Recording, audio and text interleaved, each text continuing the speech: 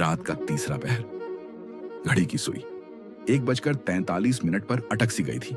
बाहर हल्की हल्की बारिश हो रही थी और सड़क पर दूर दूर तक कोई इंसान दिखाई नहीं दे रहा था। बस कभी कभी बिजली चमकती और सब कुछ एक पल के लिए साफ दिख जाता। फिर वही अंधेरा। राहुल एक प्राइवेट कंपनी में काम करता था। उस रात वो अपनी बाइक से हाईवे पार करके सीधे अपने गांव बरुआ घाट जा रहा था। उसके बैग में एक छोटा सा लोहे का डिब्बा था जिसे उसने पूरे रास्ते एक बार भी नहीं खोला। साला पॉज भी ना। राहुल बड़बड़ाया। इतनी रात को डिलीवरी करवा रहा है, वो भी इस सुनसान इलाके में। बारिश अचानक तेज हो गई और तभी उसकी बाइक झटके खाकर बंद हो गई। क्या यार? राहुल ने बाइक स्टार्ट करने की कोशिश की पर कुछ नहीं हुआ। उसने चारों तरफ देखा। अंधेरा, जंगल और बारिश। अभी ये तो फंस गए। तभी दूर सड़क के किनारे उसे एक पुरानी बस खड़ी दिखाई दी। उसकी हेडलाइट्स बंद थीं, लेकिन अंदर हल्की नीली रोशनी जल रही थी। राहुल धीरे धीरे उस बस की तरफ बढ़ा। कोई है क्या? जैसे ही वो पास पहुंचा, बस का दरवाजा अपने आप चीख करते हुए खुल गया।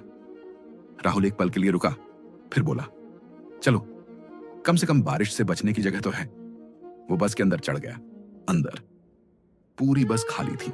सीटें पुरानी, गीली और कुछ जगहों पर फटी हुई। पीछे से आवाज आई, कहां जाना है? राहुल चौंक गया।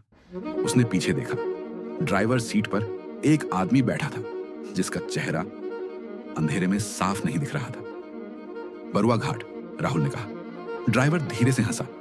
बैठ जाओ। बस अपने आप चलने लगी। राहुल ने खिड़की से बाहर देखा। बारिश, जंगल और खाली सड़क। कुछ मिनट बाद राहुल को अजीब लगा। बस में लोग बैठने लगे थे। पहले एक बूढ़ी औरत, फिर एक आदमी, फिर एक बच्चा। लेकिन राहुल ने बस को कहीं रुकते हुए नहीं देखा। उसने घबराकर पूछा, ये लोग चढ़े कब? कोई जवाब नहीं। वो धीरे धीरे पीछे मुड़ा और उसकी सांस रुक गई। बस में बैठे सभी लोग उसे ही देख रहे थे, एक तक बिना पलक झपकाए। क्या है? राहुल चिल्लाया। तभी बूढ़ी औरत बोली, तू भी नया है ना? राहुल पीछे हट गया। कौन हो तुम लोग? उस आदमी ने जवाब दिया, हम वही हैं जो इस रास्ते से कभी घर नहीं पहुंच पाए। राहुल के हाथ से बैग गिर गया। नहीं, ये सब मजाक है। तभी ड्राइवर की आवाज आई, मजाक नहीं है। राहुल ने आगे देखा। इस बार ड्राइवर का चेहरा साफ दिखाई दे रहा था और वो राहुल खुद था। ठीक वही चेहरा, वही कपड़े। ये कैसे? ड्राइवर मुस्कुराया, क्योंकि तुम अब भी जिंदा नहीं हो। तुम उस हादसे में मर चुके हो। राहुल चिल्लाया, झूठ। बस अचानक रुक गई। बाहर एक टूटी हुई बाइक पड़ी थी और उसके पास राहुल का शरीर खून में लथपथ। राहुल की आवाज बंद हो गई। बस के अंदर बैठे सभी लोग एक साथ बोले, हम भी ऐसे ही आए थे, किसी ने हमें बताया नहीं।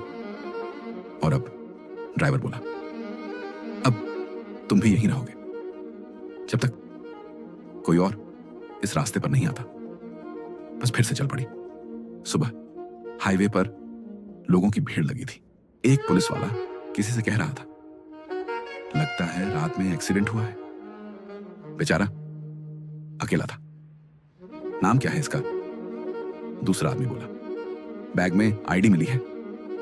राहुल, दूर बारिश के बीच एक पुरानी बस धीरे धीरे धुंध में गायब हो रही थी और उसकी खिड़की से राहुल बाहर देख रहा था, खामोश। और सबसे डरावनी बात, उस हाईवे पर आज भी बारिश वाली रातों में एक बस दिखाई देती है जिसमें सिर्फ वही लोग बैठते हैं जो घर कभी नहीं पहुंच पाए।